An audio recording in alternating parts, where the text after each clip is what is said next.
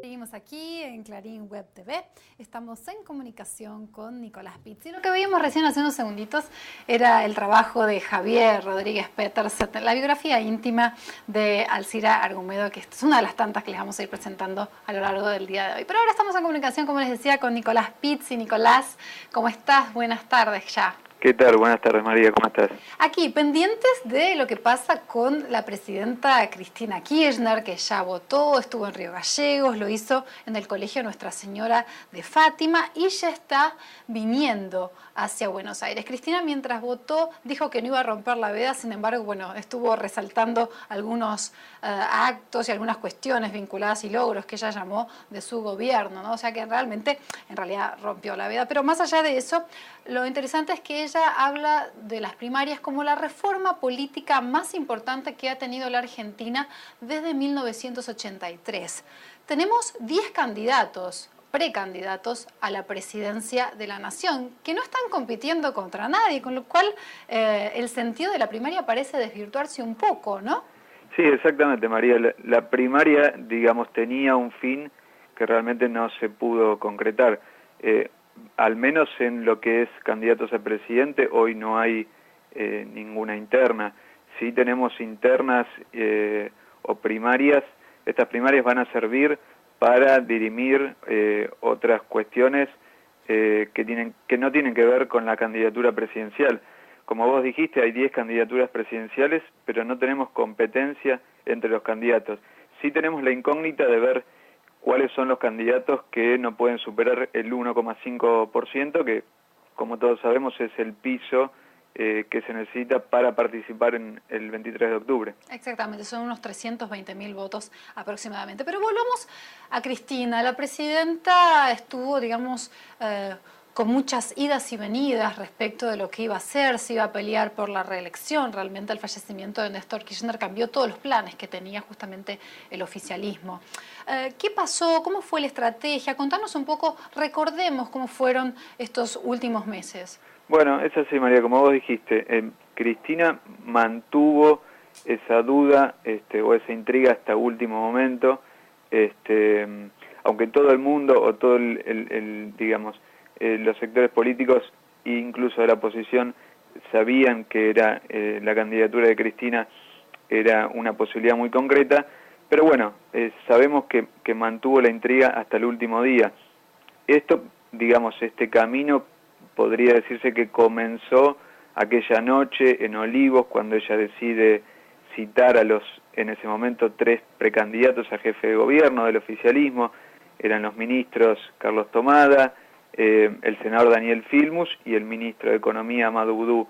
Esa noche los reunió en Olivos y ahí les dijo, bueno, develó la primera incógnita que abrió después el camino, que era efectivamente que Daniel Filmus iba a ser el candidato a jefe de gobierno y que lo iba a acompañar Carlos Tomada. Eso abrió la puerta de Amadou Boudou para acompañarla en la fórmula presidencial.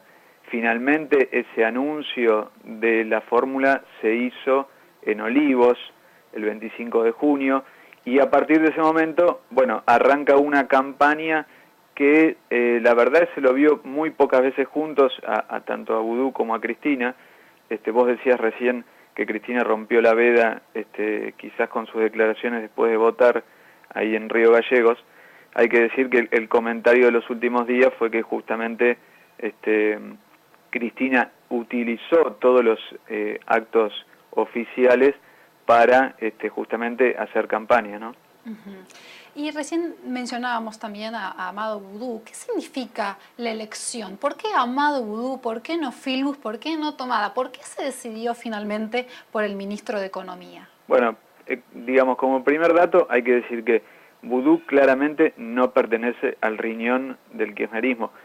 Sí, en estos últimos años, obviamente, especialmente cuando es designado ministro de Economía, ya había tenido algunos cargos anteriores, pero digamos que no proviene tampoco del peronismo. Boudou, recordemos que ha tenido un paso por la UCD, representa más bien a sectores de la derecha política y yo creo que lo que Cristina ahí buscó no es el electorado que representa Vudú o que podría atraer Vudú, sino, ella lo dijo en el anuncio que hizo en su momento en Olivos, fue fidelidad, ¿no? Ella destacó ese día en el discurso la fidelidad desde de Amadou Vudú como futuro o posible futuro vicepresidente.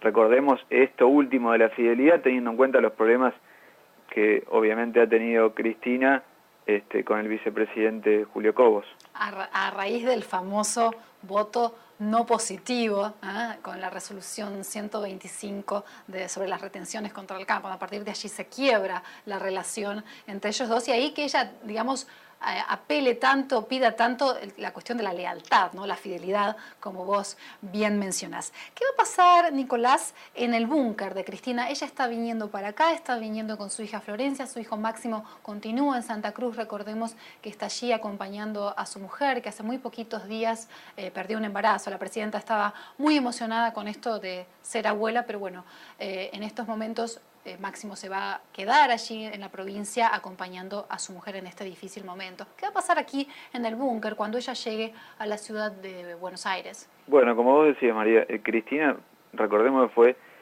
para Río Gallegos el jueves pasado, tuvo que, digamos, adelantar ese viaje a Río Gallegos por los hechos que ya conocemos, el embarazo perdido de su nuera, y calculamos que en el transcurso de la tarde, no se sabe la hora exactamente, está viniendo a Buenos Aires, y se espera su llegada al Hotel Intercontinental a última hora de la tarde. No se sabe todavía en qué horario puede llegar a hablar. Suponemos, o los voceros eso es lo que están diciendo, que van a esperar algún resultado o alguna tendencia concreta. Se habla de las 23 horas, por ahí alrededor de esa hora vamos a tener quizás la palabra de Cristina desde el búnker del Hotel Intercontinental. Va a ser todo mucho más tarde que lo habitual aparentemente, porque justamente la enorme cantidad de candidatos, de listas que hay, no solo a presidentes, sino a todos los distritos. Recordemos que se están eligiendo también diputados en todas las provincias, senadores en algunas de ellas, y también hay provincias que tienen sus pruebas internas para los cargos locales, con lo cual el recuento de votos realmente aparentemente va a ser muy lento y quizás por eso Cristina hable más tarde de lo que hubiese ocurrido en otra elección como lo hacen habitualmente. Nicolás, te agradecemos mucho esta comunicación, nosotros te vamos a volver a llamar.